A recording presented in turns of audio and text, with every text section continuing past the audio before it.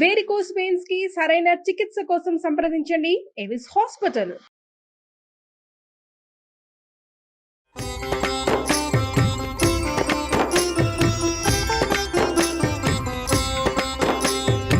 నమస్కారం.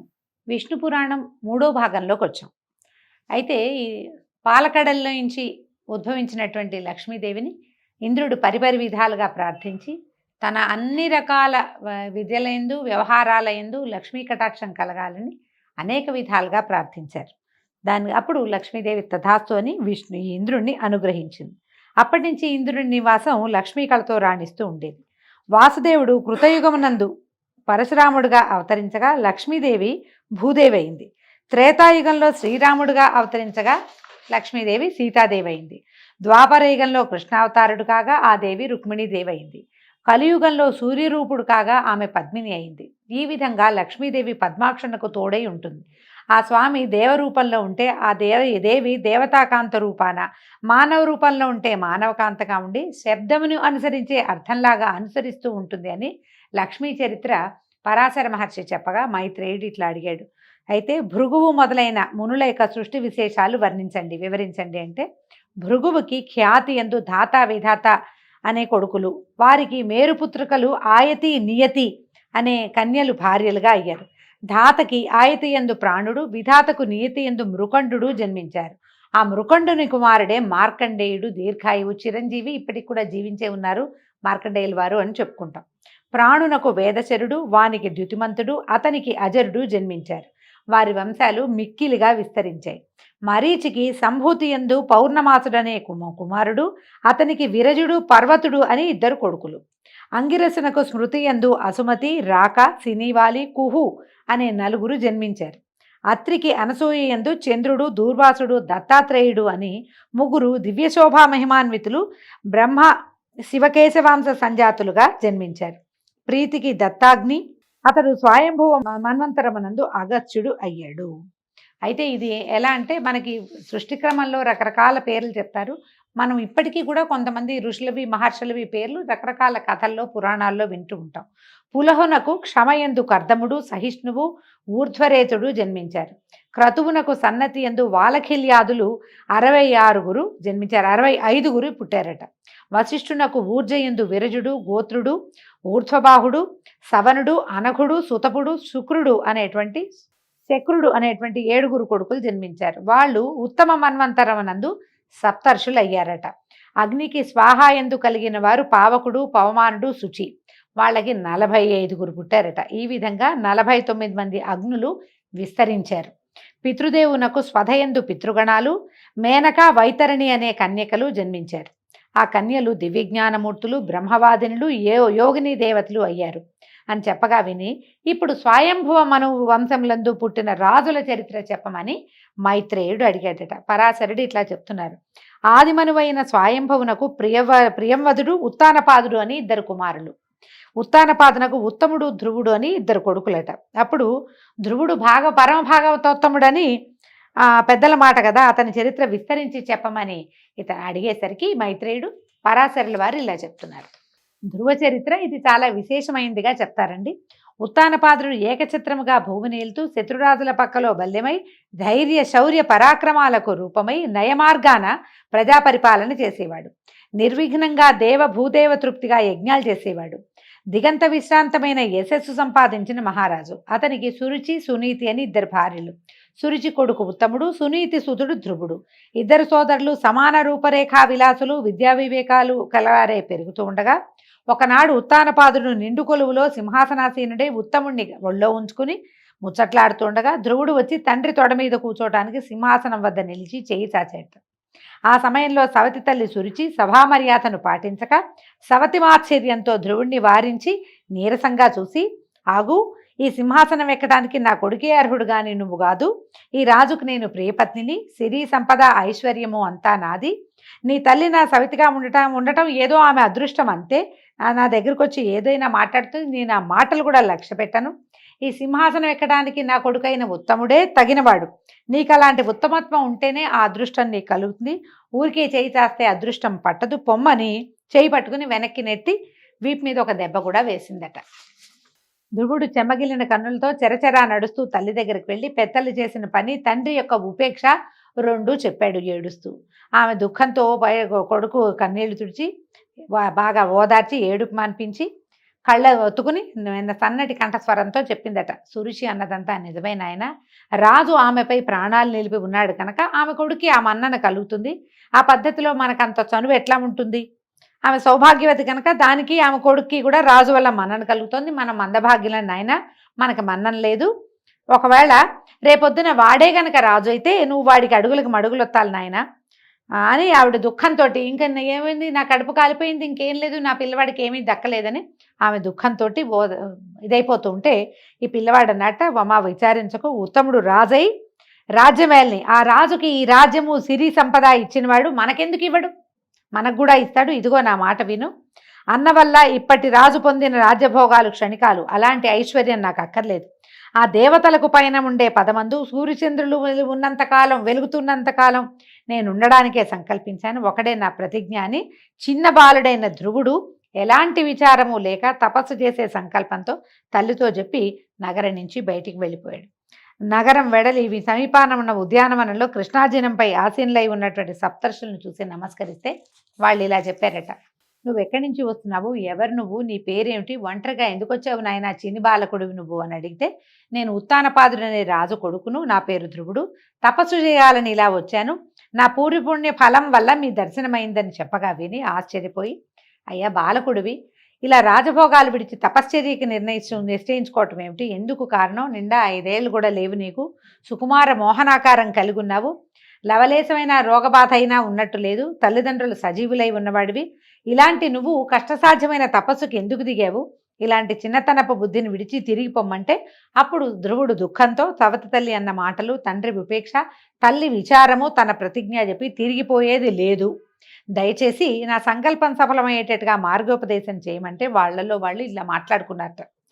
యుద్ధములో పగవాని బాణాలకు బాధపడిన రాజనందనుడు సవతి తల్లి పోటు మాటలకి బాధపడ్డా ఆశ్చర్యం అనుకుని, నాయన నీ కోరిక సఫలం కావాలంటే సర్వేశ్వరుడు, సర్వశక్తి సంపన్నుడు, భక్తజన్న పారిజాతుడు పైనటువంటి పద్మాక్షుణ్ణి ఉపాసించాలి. మునుపు మీ వంశకర్త అయిన స్వయంభువ మనువు, ఉత్తానపాదుడు, ప్రియవ్రతుడు కూడా ఆ వాసుదేవుని భజించే కృతార్థులయ్యారు. మా వంటి మునులు కూడా లక్ష్మీకాంతునే ఉపాసించి అందరికీ సమ్మానులుగా అయ్యాము. కాబట్టి నువ్వు కూడా ఆ లక్ష్మీనారాయణునే సేవించు, ఆరాధించు అని ద్వాదశాక్షర మంత్రాన్ని ఉపదేశించి తపస్సు చేసే పద్ధతి చెప్పి కృతార్థుడి వగుదుగాక అని దీవించి ఆశీర్వదించారు. మనం భాగవతంలోండి ఈ వాసుదేవ మంత్రాన్ని నారదుడు ఉపదేశించాడని తెలుసుకుంటామండి. అదొక కల్పంలో జరిగి ఉండొచ్చు, ఇంకొక కల్పంలో ఇలా సప్తర్షులే ఉపదేశించినట్టుగా కనపడుతోంది.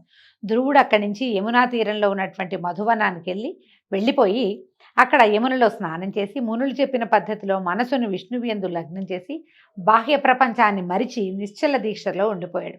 ఒక పాదం నేల మీద మోపి ఊర్ధ్వబాహుడై ఉగ్ర తపస్సు చేస్తుండగా భూమి అట ఆ పాదం బరువు, ఏది 5-6 సంవత్సరాల చిన్నది బాలకుడు, అతని బరువుకి భూమి లోపలి కుంగిపోయిందిట. ధ్రువుని తపశ్చర్య చరాచర భూతకోటికి సహించరాందైంది. ఆ దశలో ఇంద్రుడు ధ్రువుని తపస్సుకి విఘ్నం కలిగించాలని తలంచి యాములనే దేవతలు, ఈ యాముల కథ ముందు చెప్పుకున్నాం మన ముందు భాగంలో, రప్పించి వాళ్ళని భూతప్రేత పిశాచ రూపాలతో ఉండే కూష్మాండ రాక్షస గణాలతో వెళ్ళి భయంకర ధ్వనులతో ఆ బాలుడి చుట్టూతా అరవండి, వాడు భయపడి తపస్సు విడిచేలాగా చేయండి అని ప్రోత్సహించాట. యామదేవతలు ఆ రాక్షసులు వివిధ క్రూర జంతువులాగా మారి విష సర్పాల్లాగాను, పెద్ద పుల్లుల్లాగా, పిశాచాల్లాగా, కార్చిచ్చులాగా విషం చిమ్ముతూ మంటలు రుపుతూ భీకరంగా అరుస్తూ ఈ ధ్రువుడు చుట్టూతా తిరిగితే వీళ్ళ ఆటలు అతని ముందు సాగలేదట. అతను ఆ తపశ్చర్యలోంచి బయటికి రాలేదు. ఒక మాయావి అయిన రాక్షసి సునీతిలాగా మారి ధ్రువుని వద్దకు వచ్చి, కుమార, ఒకే ఒక్క కొడుకువి, నన్ను వదిలి ఇట్లా కారడు వచ్చి తపస్సు చేయడం, నన్ను ఏడిపించడం తగునా నాయన? ఆ విష్ణువు నీలాంటి చిన్న బాలడికి ఎవరికైనా వరం ఇచ్చినట్టు ఎక్కడైనా కథల్లో విన్నావా? ఎందుకు ఈ శ్రమ? అందని వాని పండుగ అరువులు చాచినట్టుగా ఈ పని శ్రమకారమే కానీ కనిపించని ఆ మహావిష్ణువు చేత వరాలిప్పిస్తుందా? లే నాయన, వెళ్ళిపోదాం ఇంటికి, మీ నాన్న నొప్పించి ఏదో విధంగా రాజభోగాలు అనుభవిద్దాం, కనీసం రాజభవనంలో అయినా ఉందు, కానీ ఈ గీకారణ్యంలో ఈ వయసులో ఈ తపస్సు ఎందుకురా నాయన అని తల్లి రూపంలో ఒక మాయావి అతనితోటి మాట్లాడిందట. పైగా ముద్దు మాటలతో తల్లిదండ్రులను సంతోషపెట్టడం, యుక్త వయసు వచ్చాక చక్కని చుక్కలాంటి కన్నెను పెళ్లాడి ఆనందంగా జీవించడం, వయసు ముదిరాక అడవికి వచ్చి తపస్సు చేయడం లోకధర్మం కాదా నాయన? ఇలా చిన్న కాలంలో చిన్న వయసులోనే పసితనంలో తపస్సు చేయటం ఏమిటి? అదేదో అన్నదని అలిగి వచ్చావు నాయన, ఇది వద్దురా వద్దురా, నీకు పట్టాభిషేకం చేస్తాడు మీ నాన్న అని ఇంకా ఏవేవో మాటలు అనమాట. ఎన్నో చెప్పి ఎన్నో నోములు నోచి కన్నాను, ఇలా నా కడుపు కాల్చకు నాయన, నువ్వు ఇలా ఎండలో వానలో ఉండొద్దు అని ఎన్నో రకాల బతిమలాడి చివరికి ఏమంటారు ఎమోషనల్ బ్లాక్మెయిల్ కూడా, నువ్వు ఇలాగైతే ఇక్కడే ఉన్నావంటే నీ ముందే ప్రాణాలు విడుస్తానని ఎన్ని మాయ మాటలు చెప్పినా ఆ పిల్లవాడి చెవిలోకి ఎక్కలేదట. వాడి మనసు మాత్రం విష్ణుమూర్తి మీదే లగ్నమైంది. బాహ్య ప్రవృత్తే ఎరక్కండా రాతి బొమ్మలాగా ఉండిపోయేట, కదల్లా మెదల్లా.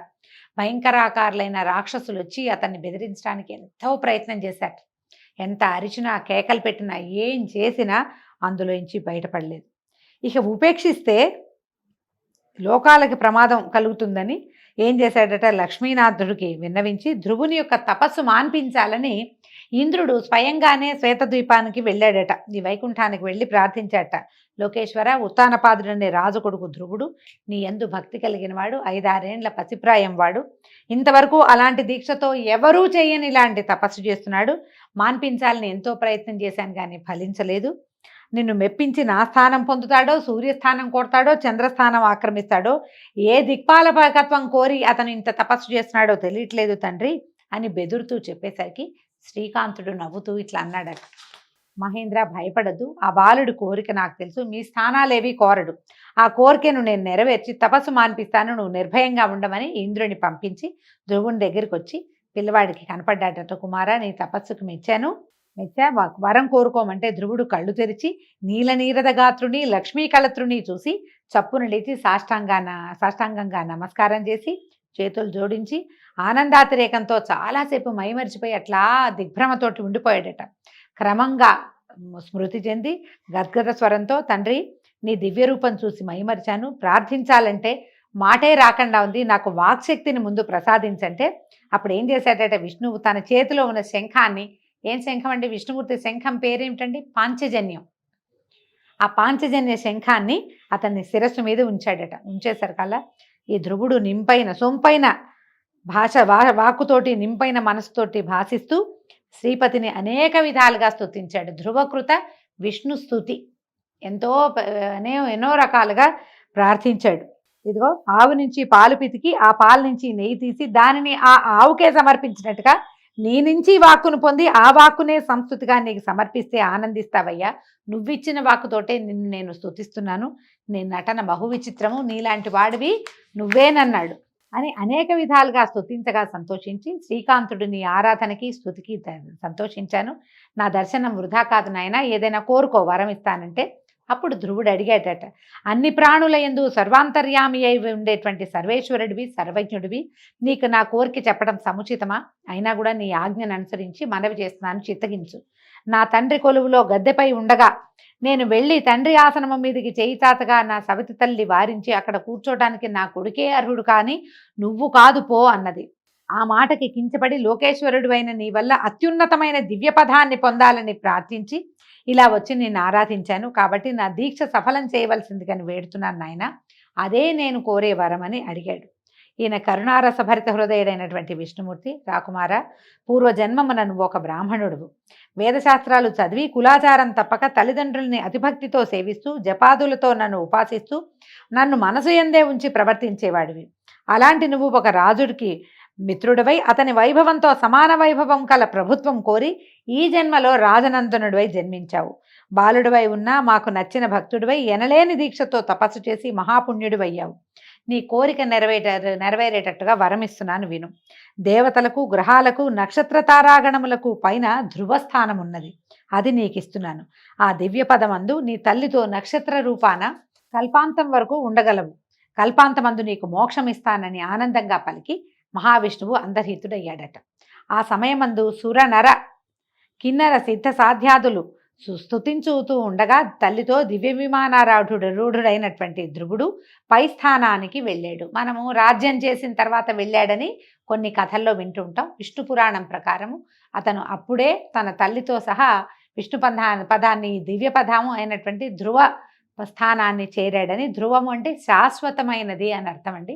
ఆ పదవిని పొందాడట. ముందు సూర్యమండలమునకు, తర్వాత చంద్ర, నక్షత్ర, బుధ, అంగారక, శుక్ర, బృహస్పతి, శనేశ్వరుల మండలాలకి వెళ్ళి వారి మన్ననలను పొంది సప్తర్షి మండలాన్ని దర్శించాడు. వారి అనుగ్రహంతో ధ్రువస్థానానికి చేరి అక్కడ మహాభాగ్యంతో లోకాలకు తలకట్టై నేటికి సకల జనమాననీయుడై విరాజిల్లుతూ ఉన్నాడు. ధ్రువ నక్షత్రం మనకి కనపడుతుంది, శాశ్వతమైనదన్నమాట ధ్రువపదం. ఈ ధ్రువ చరిత్ర వినినవారు, చదివినవారు, వినిపించిన వారు యశస్ఫూర్తితో సకల సకుటుంబంగా సుస్థిర నివాసులై శ్రీమంతులై రాణిస్తారు. ఆ ధ్రువునకు శంభువు అనే భార్య ఎందు శిష్టి, భవ్యుడు అని 2 కుమారులు. శిష్టికి సుఛాయ అనే భార్య ఎందు రిపుడు, రిపుంజయుడు, విప్రుడు, వృకలుడు, వృకతేజుడు అని 5 కుమారులట. రిపునకు బృహతి యందు చాక్షుషుడు, వానికి పుష్కరిణి యందు చాక్షుష మనువు పుట్టారు. వానికి సడ్వల యందు ఊరుడు, పూరుడు, శతద్యుమ్నుడు, తపస్వి, సత్యభాకు, శుచి, అగ్నిష్టోముడు, అతిరాత్రుడు, సుద్యుమ్నుడు, అభిమన్యుడు అనేటువంటి 10 మంది కుమారులు జన్మించారట. ఊరునకు ఆగ్నేయి అనే కాంతయందు అంగుడు, సుమనసుడు, స్వాతి, క్రతువు, అంగిరసుడు, శిబి అనే 6 కుమారులు జన్మించారు. వారిలో అంగునకు సునీధ అనే ఇల్లాలి యందు వేణుడు అనే కుమారుడు పుట్టాడు. అయితే ఈ వేణువు యొక్క కుడిభుజమునందు మునులు మధించగా దాని నుంచి పృథువు అనేటువంటి కుమారుడు పుట్టి సాటిలేని భుజ విక్రమంతో రాజలోకాన్ని వశపరుచుకున్నాడు. ఈ పృథువు వల్లే భూమికి పృథివీ అని పేరు వచ్చిందటండి. ఈ పృథువు యొక్క గాథని రేపటి భాగంలో తెలుసుకుందాం. ఈ రోజుకి సెలవు. నమస్కారం.